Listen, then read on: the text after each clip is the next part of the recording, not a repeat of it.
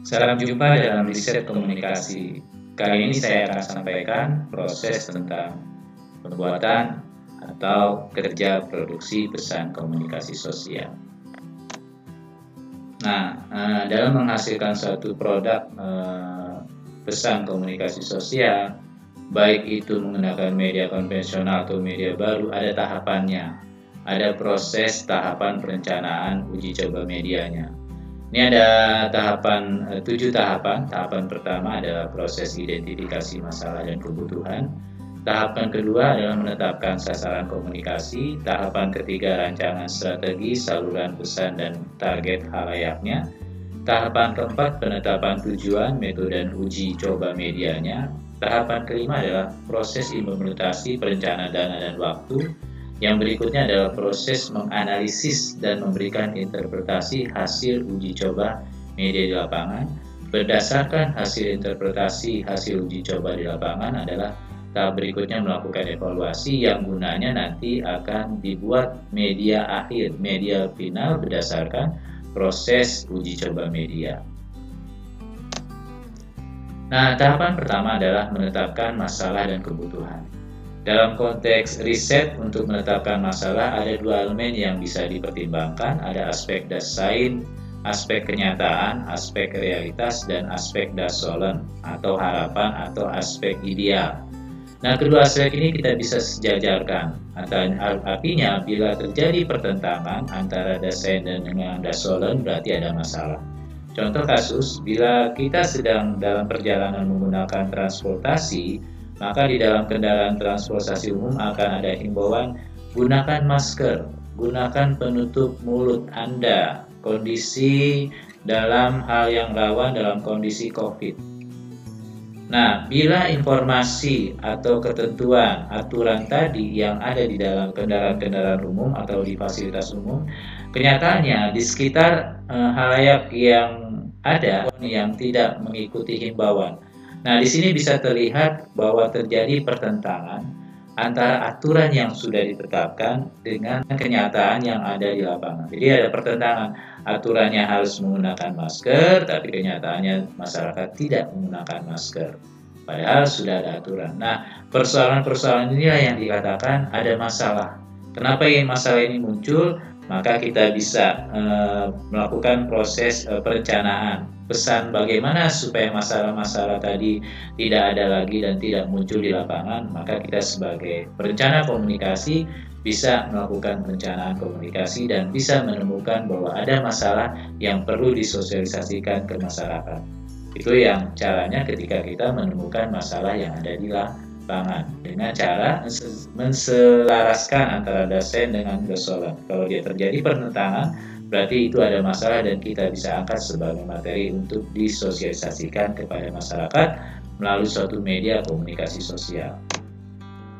Nah, ketika kita menetapkan masalah, sudah menemukan masalah berdasarkan tadi proses kerja mengidentifikasi masalah, menyandingkan antara desain dengan dasolen. Bila terjadi pertentangan berarti ada masalah. Tahap berikutnya adalah menetapkan masalah tersebut yang kita temukan akan disosialisasikan ke siapa, ke target sasaran siapa, ke target sasaran yang bagaimana masalah yang akan disosialisasikan nanti lewat media sosial.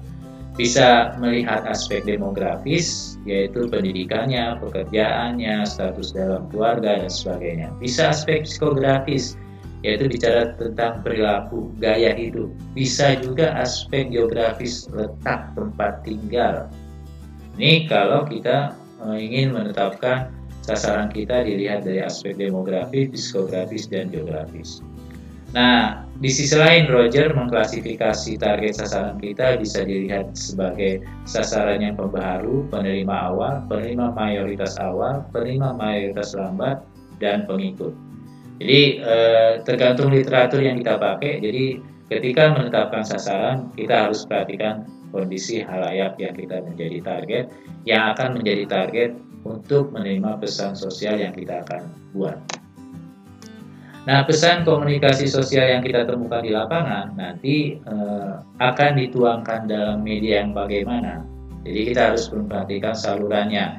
Ada media konvensional, yaitu bisa surat kabar, televisi, radio, poster, pamflet, brosur. Ada juga sekarang konsep media baru. Ada Instagram, ada YouTube, ada Facebook, ada yang lainnya, masih banyak konsep media baru.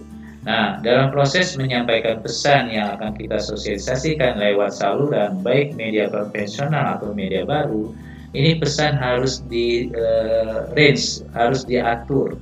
Karena di dalam pesan itu ada elemen isi atau materi, ada elemen struktur, ada elemen format, ada elemen sumber. Jadi kalau misalnya materi yang kita mau sampaikan tentang sosialisasi penggunaan masker di tempat-tempat umum, itu umpama materinya.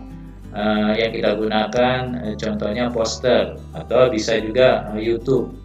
Nah, masing-masing ketika ingin menyampaikan ini punya struktur cara penyampaian yang berbeda. Kenapa berbeda? Tergantung siapa target kita. Contoh, kalau target kita yang berpendidikan rendah, yang umumnya berpendidikan rendah, orang yang punya pemikiran agak sedikit tertutup, kolot, maka struktur pesannya kita jangan gunakan yang dua sisi, tapi kita menggunakan yang satu sisi, yang one side.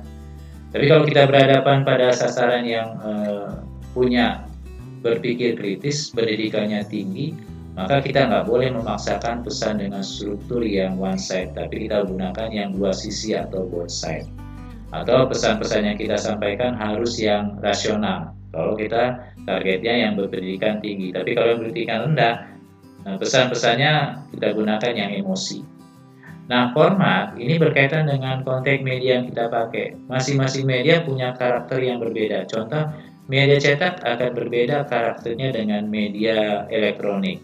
Contoh, kalau di YouTube, media baru YouTube, itu elemennya ada tulisan, ada warna, ada suara, ada ilustrasi musik. Tapi ketika poster, maka elemennya hanya yang bentuknya tervisual, tulisan, tercetak, warna.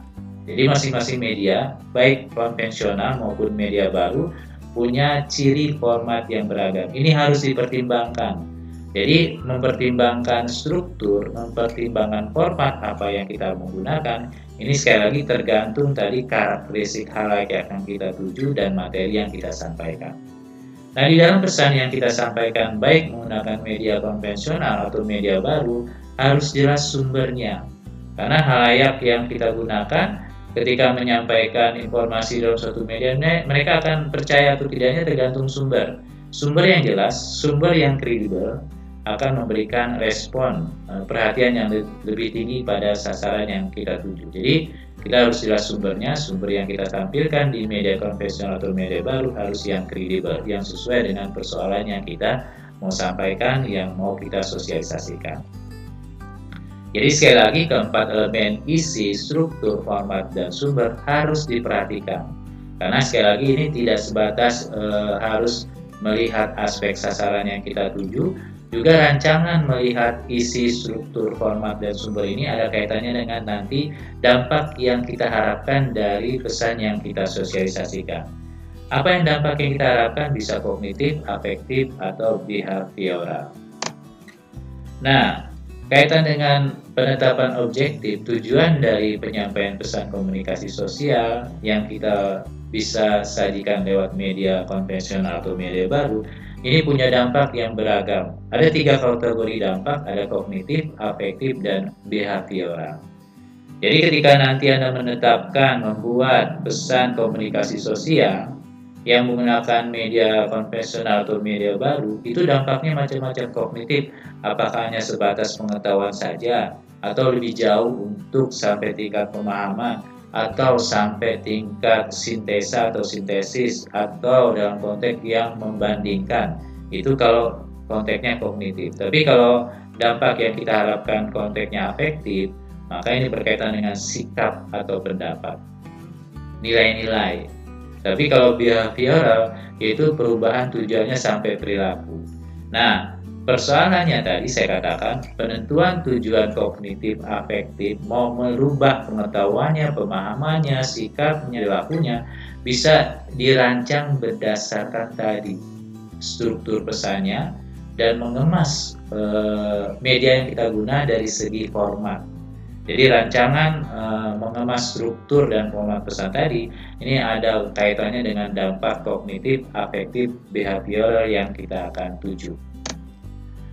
Nah, ketika kita merancang pesan komunikasi sosial yang menggunakan baik nanti bisa media konvensional atau media baru, terutama dalam konteks uji coba media, kita harus mempertimbangkan dana alias sumber dana yang kita gunakan secara pribadi atau dalam konteks minta bantuan dari lembaga-lembaga tertentu. Jadi, implementasi perencanaan ketika melakukan uji coba media di lapangan, kita harus mempertimbangkan sekali lagi dana, sumber dana yang kita dapat, dan waktu ketika kita melakukan uji coba, maupun nanti kapan media yang kita hasilkan nanti mau disebarkan kepada target khalayak kita. Itu berkaitan dengan implementasi perencanaan.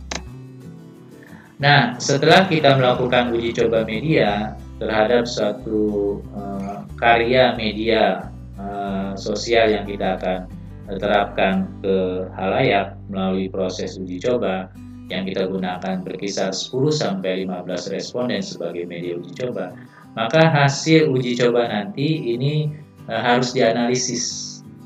Hasil analisisnya harus kita interpretasikan, harus kita terjemahkan. Bagaimana hasil uji coba di lapangan dari 10-15 responden ini ada perubahan atau tidak dalam konteks materi, isi, struktur, format, dan sumber dari kacamata pendapat si khalayak yang kita gunakan ketika uji coba. Bisa jadi elemen materi atau isi, struktur, format, dan sumber itu ada perubahan-perubahan atas masukan dari responden yang kita gunakan ketika uji coba.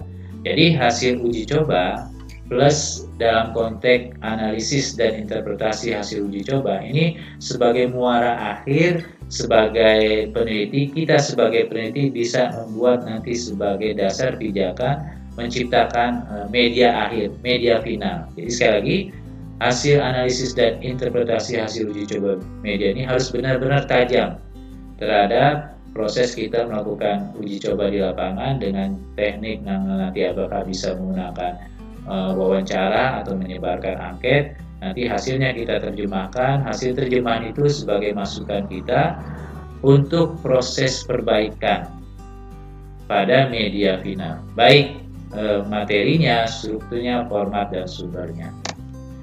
Nah, sekali lagi, hasil evaluasi yang niatannya adalah untuk mendapatkan hasil karya media pesan komunikasi sosial yang akhir, ini hasil dari uji coba di lapangan, baik perbaikan pembaharuan dari materinya, strukturnya, formatnya, sumbernya, ini pijakan nanti sebagai bahan dasar pijakan untuk menghasilkan media produksi komunikasi sosial yang final yang akan disajikan kepada target sasaran yang sebenarnya. Demikian informasi secara sekilas tentang produksi pesan komunikasi sosial.